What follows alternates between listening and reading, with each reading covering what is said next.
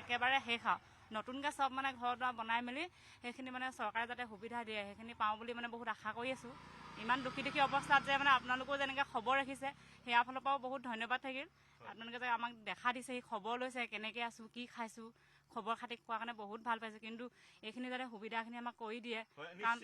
আপোনালোকৰ বিধায়ক সুশান্ত বৰগোহাঁই বাসস্থান যিহেতু প্ৰয়োজন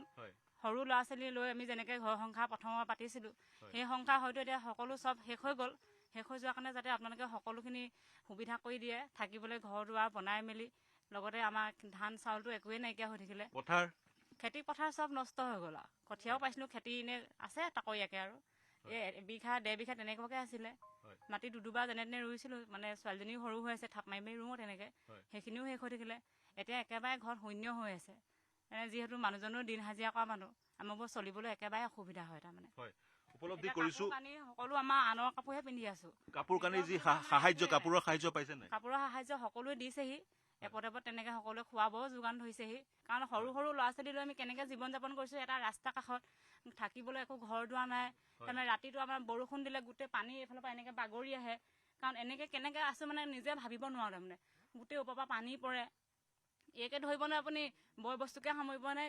কোনফালে কয় ইফালে ছোৱালীজনী ঠাণ্ডাত কঁপি গ'লগৈ গোটেই কাপোৰ কানি নাই এনেকৈ আছে ছোৱালীজনী আনৰ কাপোৰ পিন্ধি মানে যিয়ে দিছে সেয়ে লৈছোঁ তাৰমানে হওক নহওক দৰকাৰ নাই ফটা হওক চিটা হওক মানে পাইছোঁ যে বিপদৰ সময়ত সেয়াই বহুত যথেষ্ট। কিন্তু আমাৰ বিধায়কে এইখিনি খবৰ ৰখা হ'লে বহুতখিনি ভাল পালোহেঁতেন অহা হ'লে আহিব বুলি আশা কৰিছিলোঁ কিন্তু ইমান দিন আজি 9-10 দিন পাৰ হৈ গ'ল অহা নেদেখিলোঁ মানে নাহিলেই তাৰমানে কোনো পধ্যে আমাৰ ওচৰলৈ এনেকৈ আপোনালোকে অহাৰ কাৰণে বহুত ভাল পাইছোঁ মানে আমাৰ ইমানেই দুখ আছে দুখতে আনন্দ কৰিছোঁ এইফালে চালে আমি কেলে জীয়াই আছোঁ সেইফালে চালে সেনেকুৱা লাগে কিন্তু আপোনালোকক দেখি আমি বহুত সুখী হৈছোঁ তাৰমানে ইমান যে বিপদতো আপোনালোকে আমাক মাত এষাৰ দিছেহি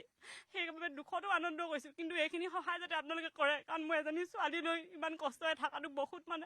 বহুত অসম্ভৱ হৈছে কাৰণ মই আগত কোনো বানপানী তেনেকৈ কষ্ট পোৱা নাছিলোঁ। মোৰ মাৰ ঘৰ চাংমাইগাঁৱত তাতো কষ্ট পোৱা নাছিলোঁ এনেকুৱা বানপানী আমি ইয়াতে প্ৰথম দেখিছোঁ কাৰণ মোৰ অনুভৱ নহয় মই এদিন ইয়াত পৰিলোঁ লুটি খাই পানীতে পৰিছোঁ তাৰমানে সকলো আহি মোক ধৰি বা বামলৈ আনিলে কিন্তু তথাপিও মানে মোৰ পানী দেখিলে মোৰ ঘূৰাই বিশেষকৈ মানে ইমান বিপদত আছে মোক টিপাল এখন দিয়া মানুহ নাই তাৰমানে টিং এচটা সাহায্য নাই ইমান সৰু ছোৱালীজনী তাইও ভয় কৰে মানে মই কেনেকৈ মানে কটাইছোঁ মই নিজে ক'ব নোৱাৰোঁ মানে ভাত পানীয়ে বনাম নে খামেই নে ল'ৰাই চাম নে ইগৰা সিগৰা পানী গোটেই মানে ভৰ্তি হৈ থাকে কিন্তু আনে কেনেদৰে জীৱন যাপন কটাইছে নাজানো কিন্তু মই ইমানেই দুখত কটাইছোঁ মোক যাতে এইখিনি সাহায্য সোনকালে আপোনালোকে কৰি দিয়ে আমি চেষ্টা থাকিব আমাৰ যোগেদি মন্ত্ৰী ডাঙৰীয়া বিধায়ককো আমি আহ্বান জনাম। হয় হয় হয় বাইদেউ আপোনাৰ এই সমমৰ্মিতা প্ৰকাশ কৰিছোঁ এনেধৰণে জীৱন পাৰ কৰাটো সম্ভৱ নহয় 10 দিন হৈ গ'ল এই কণমানি ছোৱালীজনী